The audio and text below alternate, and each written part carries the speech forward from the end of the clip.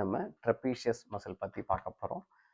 இந்த மசில் வந்து ஒரு நல்ல பெரிய ப்ராடான ஒரு மசிலுங்க.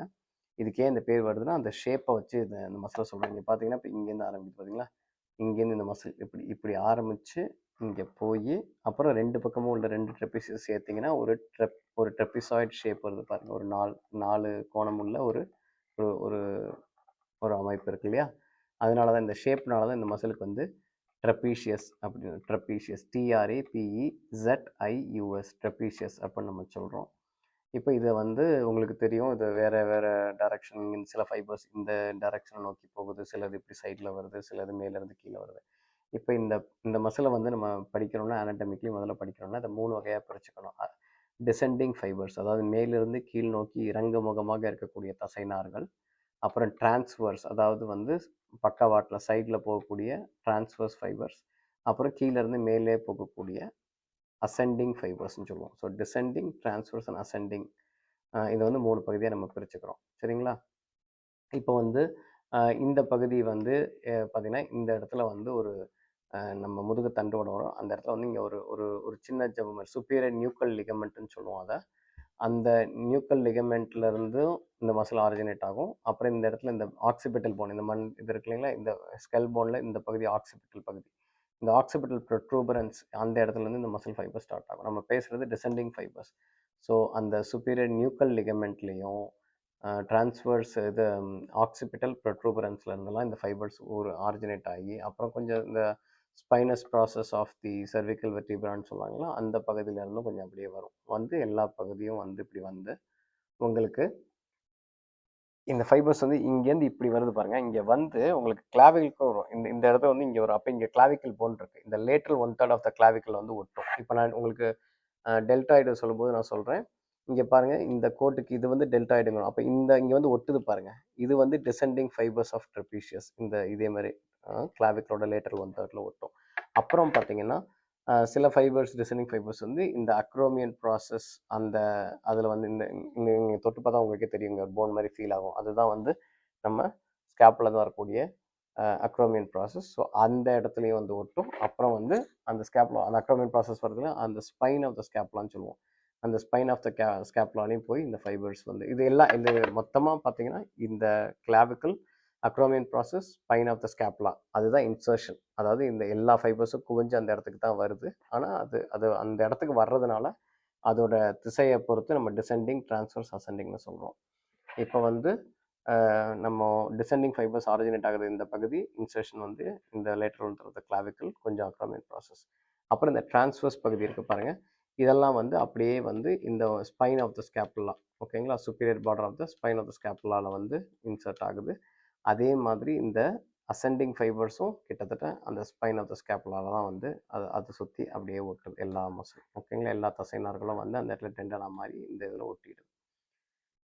இப்போது இன்சர்ஷன் வந்து உங்களுக்கு சொல்லிட்டேன். இந்த ஆரிஜின் பார்த்தீங்கன்னா டிரான்ஸ்வர்ஸ் ஃபைபர்ஸ் எங்கேருந்து அப்படின்னு கேட்டிங்கன்னா, இந்த லோவர் சர்விக்கல் பகுதியிலேருந்து T4, அதாவது T1, T2, இந்த மாதிரி உங்களுக்கு நல்லா இந்த ப்ராமினெண்ட்டாக தெரிகிறது C7 கீழே T1, T2, T3, T4. அப்போ இந்த பகுதி வரைக்கும் வர்றது உங்களுக்கு டிரான்ஸ்வர்ஸாக இருக்குது. ஏன்னா பக்கவாட்டில் போகிற மாதிரி இருக்குது, அதனால் டிரான்ஸ்வர்ஸ் ட்ரெப்பீசியஸ். இந்த T4க்கு கீழேருந்து அந்த T11, T12 வரைக்கும் இந்த பகுதி ஃபுல்லாக அசெண்டிங் ஃபைபர்ஸ். ஸோ ஆரிஜின் வந்து டிசெண்டிங் ஃபைபர்ஸ்க்கு வேறு, டிரான்ஸ்வர்ஸ் ஃபைபர்ஸ்க்கு வேறு, இதுக்கு வேறு. இது வந்து பார்த்திங்கன்னா ஸ்பைனஸ் ப்ராசஸ். இந்த நம்ம உங்களுக்கு இப்போ ஸ்கெலட்டன்லேயும் நான் காட்டுறேன்.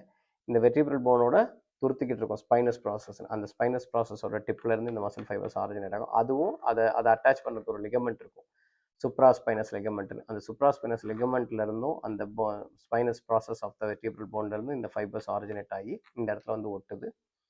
அப்போது ஆரிஜின் நான் சொல்லிட்டேன். இந்த பக்கம் வந்து உங்களுக்கு சுப்பீரியர் டிசெண்டிங் ஃபைபர்ஸ் சொல்லிட்டேன், டிரான்ஸ்வர்ஸ் ஃபைபர்ஸ் சொல்லிட்டேன், அசெண்டிங் ஃபைபர் சொல்லிட்டேன், இன்சர்ஷன் வந்து இது எல்லாமே நான் சொல்லிட்டேன் உங்களுக்கு. அடுத்து வந்து நர்வ் சப்ளை வந்து ஆக்சசரி நர்வ். நம்ம கிரேனியல் நர்வ் வீடியோலையும் சொல்லியிருக்கேன், ஷோல்டர் நர்வ் சப்ளைலையும் பேசியிருப்பேன், நீங்கள் பார்த்தீங்கன்னா உங்களுக்கு தெரியும். ஸோ இந்த மசில் சப்ளைடு வந்து மொத்த மசிலுமே, எல்லா ஃபைபர்ஸுமே, அந்த நர்வ் வந்து கிரேனியல் நர்வ் நம்பர் 11 அது உருவாகி மண்டை ஓட்டுக்குள்ளே போயிட்டு திரும்ப இறங்கி வரும்போது இந்த கழுத்தில் இருக்கக்கூடிய ஸ்டெர்னோக்ளைடோமாஸ்டாய்டு மசில், இந்த மசில் இதான் ஸ்டெர்னோக்ளிடோமாஸ்டர். அந்த நர்வ் வந்து இந்த இடத்துக்கிட்ட வரும்போது இந்த பக்கம் இந்த மசிலையும் சப்ளை பண்ணும், இந்த பக்கம் வந்து இந்த மசிலையும் சப்ளை பண்ணும். அது சப்ளை பண்ணும்போது அந்த நர்வ் ஃபைபர்ஸ் வந்து அப்படியே இறங்கி இந்த இடம் வரைக்கும் வரும், இப்படியே வரும். இந்த 2 பக்கமும் வந்து வந்துடலாம். அதனால தான் இந்த ஃபைபர்ஸ் கீழே போனாலும் அதே நர்வ் தான் சப்ளை பண்ணும். ஆக ஒட்டுமொத்த ட்ரெபீசியஸ்க்கும் நர்வ் சப்ளை வந்து உங்களுக்கு ஆக்சஸரி நர்வ். ஓகே, இதுக்கு ரத்த நாளம் எப்படி வருதுன்னா, இந்த ஆக்சிபிட்டல் ஆர்டரியிலேருந்து ஒரு பிரான்ச் வரும்.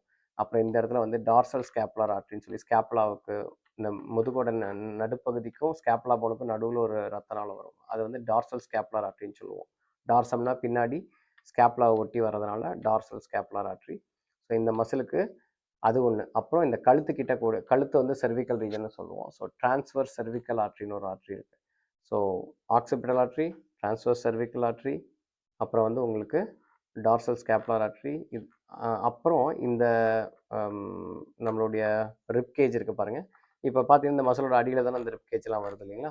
அப்போது போஸ்டீரியர்னா பேக் சைடு, இந்த மசில் பேக்கில் தான் இருக்குது. ஸோ போஸ்டீரியர் அந்த ரிப் போன்ஸ் வந்து காஸ்டல்னு சொல்லுவோம்.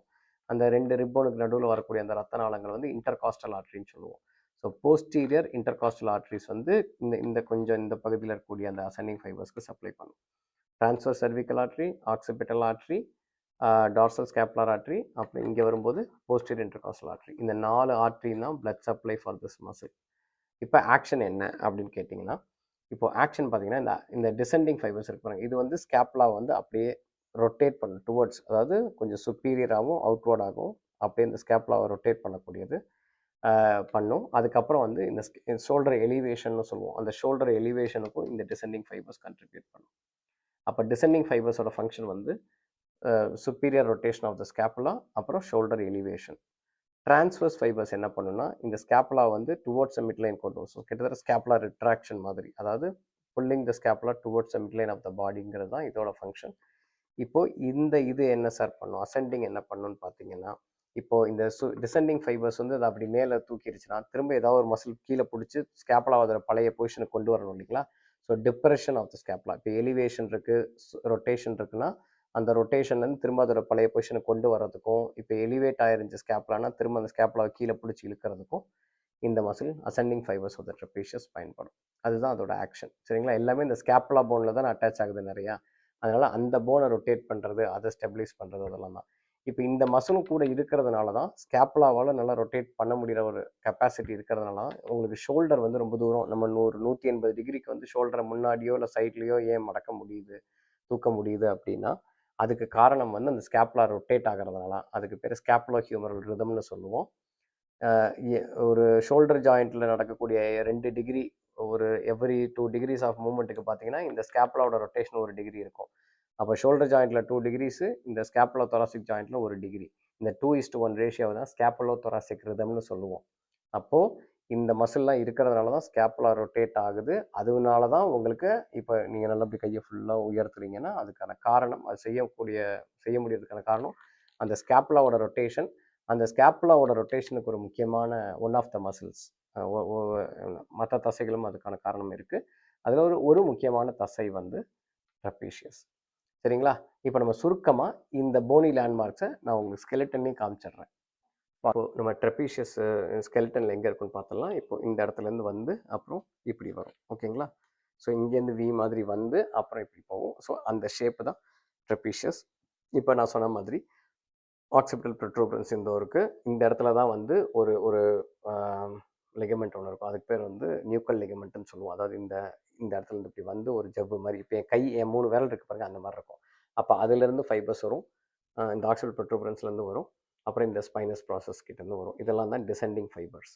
அப்புறம் நான் சொன்ன மாதிரி இந்த இடத்துல தான் டிரான்ஸ்வர்ஸ் ஃபைபர்ஸ் வருது. அப்போது இந்த C7 இருக்குங்களா, இப்போ இங்கே இந்த லோவர் சர்விக்கல் பகுதியிலேருந்து T4 வரைக்கும் வரக்கூடிய பகுதிகள் வந்து டிரான்ஸ்வர்ஸ் ஃபைபர்ஸ். அப்புறம் இந்த T4லேருந்து இந்த T12 வரைக்கும் கிட்டத்தட்ட வர்றது இந்த ஃபைபர்ஸ் எல்லாம் அசெண்டிங் ஃபைபர்ஸ். ஓகேங்களா? இப்படி வரும். ஒட்டுறது வந்து பார்த்தீங்கன்னா இப்போ இங்கேருந்து வரும்பொழுது முதல்ல வந்து இந்த பகுதி, இந்த டிசெண்டிங் ஃபைபர்ஸ் வந்து இந்த லேட்டரல் தேர்ட் ஆஃப் கிளாவிக்கல், அப்புறம் இந்த அக்ரோமியன் பகுதி, அப்புறம் இந்த ஸ்பைன் ஆஃப் த ஸ்கேப்புலா. அப்புறம் அப்படி இங்கே இந்த ஃபைபர்ஸ் இங்கே ஒட்டுது, சைட்லேருந்து வரக்கூடிய ஃபைபர்ஸ் இப்படி வந்து இங்கே ஒட்டுது, மேலேருந்து வரக்கூடிய ஃபைபர்ஸ் இங்கே கொஞ்சமும் இந்த இடத்துல அப்படியே வந்து இங்கே ஒட்டுது. இந்த ஸ்கேப்புலா தான் நான் சொன்ன மாதிரி இந்த ஃபைபர்ஸ் இழுக்கும்போது இந்த ஸ்கேப்புலா இப்படி சுப்பீரியர் ரொட்டேட் ஆகும்.